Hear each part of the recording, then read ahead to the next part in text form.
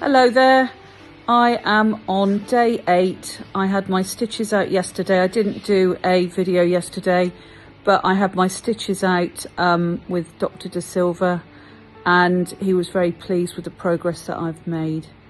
My swelling is going down gradually. It's all improving.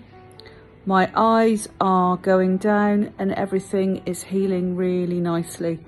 You can see the scars on my ear, they're really fading well. Under my nose, they're fading, and generally everything is looking really good. I appreciate that. Give it another week, the swelling will be down even further, and give it 6 months, I'm going to look a different person. Well, not a different person, but you know, obviously slightly different to now. Thank you for watching.